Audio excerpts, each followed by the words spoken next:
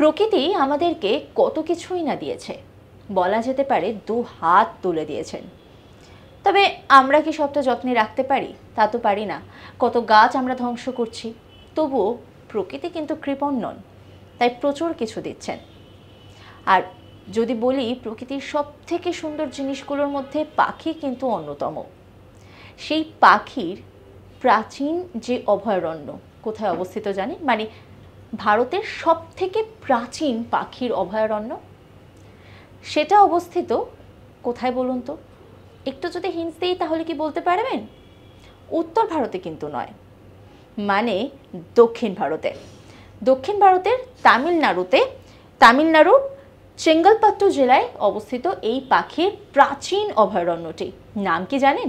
নাম হচ্ছে ভেন্থাঙ্গল পাখির অভয়ারণ্য। সেটি হচ্ছে সব থেকে প্রাচীন এবং তৈরি হয়েছিল 1858 সালে।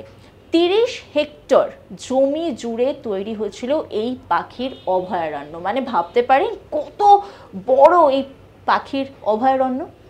যাবেন নাকি? যদি কখনো তামিলনাড়ু ঘুরতে যান তাহলে একবার চেষ্টা করবেন ঘুরে আসার। এরকম নানা আপডেট রয়েছে আপনাদের জন্য, তার জন্য অবশ্যই নজর রাখুন আজ তাক বাংলার ইউটিউব স্ট্রিমিংয়ে। লাইক কমেন্ট শেয়ার করতে ভুলবেন না।